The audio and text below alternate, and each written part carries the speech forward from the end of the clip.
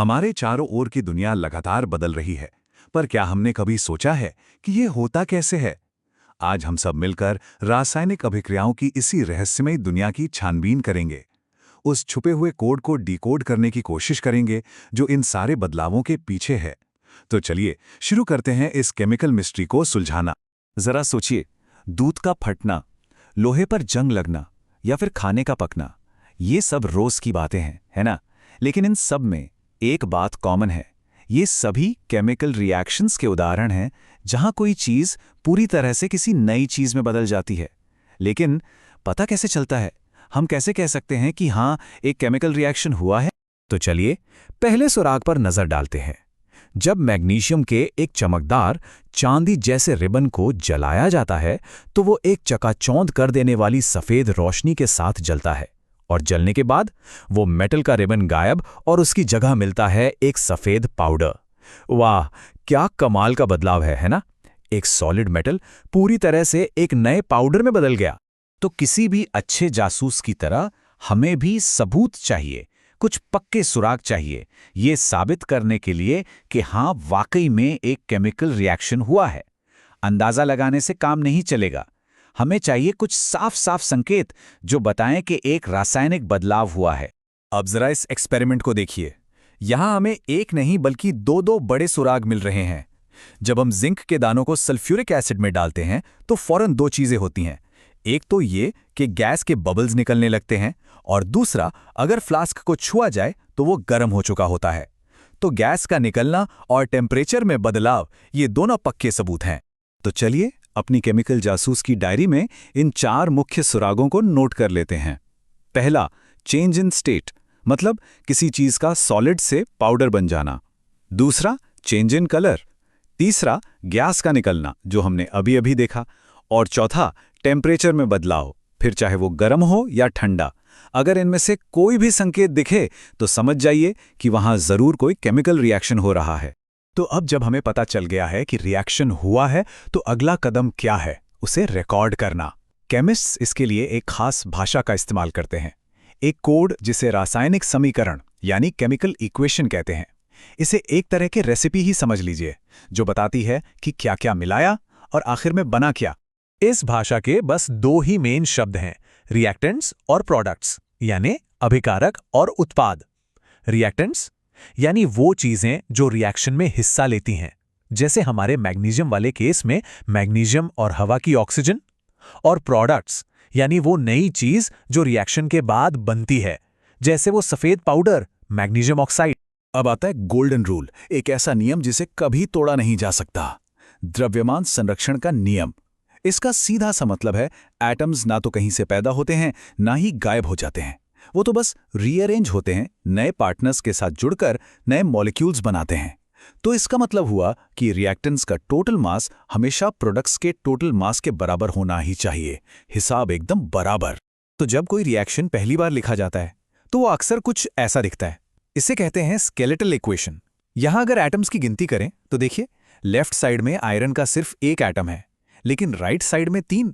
ये तो सीधे सीधे हमारे गोल्डन रूल के खिलाफ है। ये एक अधूरी केस फाइल जैसी है जिसे हमें ठीक करना ही होगा।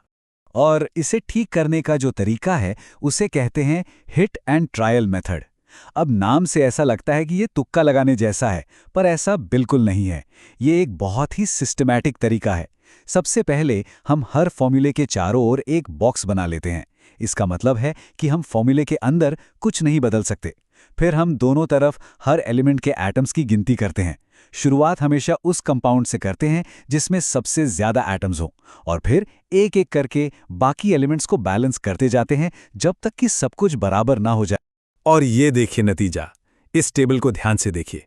लेफ्ट हैंड साइड और राइट हैंड साइड दोनों तरफ आयरन, हाइड्रोजन, ऑक्सीजन, हर एलिमेंट के एटम की संख्या अब बिल्कुल बराबर है, हिसाब बराबर। हमारा गोल्डन रूल सेफ है। तो ये रही हमारी final perfectly balanced chemical equation. ये हमें सिर्फ ये नहीं बताती कि क्या रिएक्ट कर रहा है, बल्कि ये भी बताती है कि कितना रिएक्ट कर रहा है। अरे, एक और चीज पर ध्यान दीजिए, ये जो छोटे लेटर्स हैं एस और जी, ये हमें रिएक्टेंट्स और प्रोडक्ट्स की फिजिकल स्टेट के बारे में बताते हैं। एस मतलब सॉलिड और जी मतलब गैस। इससे हमारी इक्वेशन और भी ज्यादा इंफॉर्मेटिव हो जाती है। ठीक है, तो अब हम रिएक्शंस की भाषा को पढ़ना और लिखना सीख गए हैं। तो अब वक्त है अलग अलग तरह के रिएक्शंस की केस फाइल्स खोलने का, क्योंकि सारे रिएक्शंस एक जैसे नहीं होते, सबका अपना अपना एक पैटर्न होता है। तो पहली केस फाइल है कॉम्बिनेशन रिएक्शन या संयोजन अभिक्रिया। ये सबसे सिंपल है, जैसा नाम वैसा काम। इसमें दो या दो से ज्यादा चीजें मिलकर एक सिंगल चीज बनाती हैं। सोचिए जैसे ए और बी ने हाथ मिलाया और एक नई टीम सी बना ली। इसका एक बहुत ही कॉमन एग्जाम्पल है बिना बुझा चूना यानी क्विक लाइम। जब इसमें पानी मिलाते हैं तो ये दोनों कंबाइन होकर एक नया सब्सटेंस बनाते हैं, कैल्शियम हाइड्रोक्साइड। लेकिन यहाँ एक और सुराग है जिस पर ध्यान देना जरूरी है। ये बीकर बहुत गर्म हो जाता है और इसमें से भाप भी निकलती है। इसका मतलब है कि इस रिएक्शन में बहुत सारी हीट यानी ऊष्मा बाहर निकलती है। ये एक जरूरी क्लू है। हमारी अगली केस फाइल है डीकंपोजिशन रिएक्शन। ये कॉम्बिनेशन रिएक्शन का ठीक उल्टा है। यहाँ एक बड़ी चीज टूटकर दो या दो से ज्यादा छोटी छोटी चीजों में बंट जाती है। जैसे किसी बनी बनाई चीज को तोड़कर उसके अलग अलग हिस्से कर दिए जाएं। यानी हमारा सी वापस ए और बी में टूट गया। इसका ये एग्जाम्पल देखिए, कितना ड्रामेटिक है। जब लेड नाइट्रेट के सफेद क्रिस्टल्स को हीट किया जाता है तो वो टूट जाता है और उससे लेड ऑक्साइड, ऑक्सीजन और एक भूरे रंग की गैस निकलती है जिसका नाम है नाइट्रोजन डाइऑक्साइड। और क्योंकि ये डीकॉम्पोजिशन हीट यानी गर्मी की वजह से हो रहा है, इसलिए इसे थर्मल डीकॉम्पोजिशन कहते हैं। तो यहाँ एनर्जी का रोल बहुत जरूरी है। रिएक्शंस या तो एनर्जी रिलीज करते हैं या एब्जॉर्ब करते हैं। जिन रिएक्शंस में हीट बाहर निकलती है, जैसे चूने में पानी मिलाने पर हुआ था, उन्हें कहते हैं एक्सोथर्मिक। और जिन रिएक्शंस को होने के लिए हीट की जरूरत पड़ती है, जो हीट को सोख लेते हैं, जैसे लेड नाइट्रेट को गर्म करना, उन्हें कहते हैं एंडोथर्मिक। सिंपल भाषा में एक में चीजें गर्म हो जाती हैं, दूसरे में ठंडी। चलिए अब खोलते हैं अगली केस फाइल डिस्प्लेसमेंट रिएक्शन। इसे समझने के लिए एक डांस पार्टी के बारे में सोचिए। एक ज्यादा रिएक्टिव एलिमेंट आता है और एक कम रिएक्टिव एलिमेंट को उसकी जगह से हटाकर खुद उसकी जगह ले लेता है। मतलब ताकतवर ने कमजोर को हटा दिया। आइए इसे एक्शन में देखते हैं। जब एक लोहे की कील को नीले रंग के कॉपर सल्फेट सॉल्यूशन में डाला जाता है, तो क्योंकि आयरन कॉपर से ज्यादा रिएक्टिव है, वो कॉपर को सॉल्यूशन से बाहर निकाल देता है। और नतीजा, लोहे की कील पर कॉपर की एक लाल भूरी परत जम जाती है और सॉल्यूशन का नीला रंग हल्का पड़ जाता है, क्योंकि अब वो आयरन सल्फेट बन गया है। रंग में ये बदलाव एक जबरदस्त सुराग है। और अब हमारी आज की आखिरी case file double displacement reaction. अगर पिछले रिएक्शन में एक ने दूसरे को हटाया था, तो यहाँ दो कंपाउंड्स के बीच पार्टनर्स की पूरी अदला बदली हो जाती है। दोनों कंपाउंड्स के आयन्स एक दूसरे से अपनी जगह बदल लेते हैं, एक तरह का पार्टनर स्वैप। जिसका एक क्लासिक एग्जाम्पल देखते हैं। जब सोडियम सल्फेट और बेरियम क्लोराइड के दो क्लियर सॉल्यूशंस को मिलाया जाता है तो फौरन एक सफेद रंग का सॉलिड बनता है जो पानी में घुलता नहीं है। इस सॉलिड को कहते हैं प्रेसिपिटेट।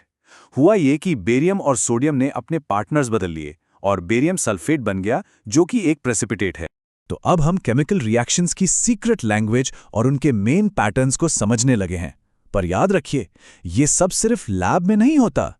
जरा सोचिए, हमारे शरीर में खाने का पचना वो एक डीकॉम्पोजिशन रिएक्शन है। खाना बनाना कॉम्बिनेशन, बैटरी का चलना डिस्प्लेसमेंट।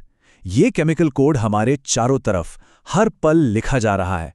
अब सवाल यह है कि हमारे आसपास ऐसी और कौन-कौन सी अभिक्रियाएं हो रही हैं जिन्हें अब हम पहचान सकते हैं।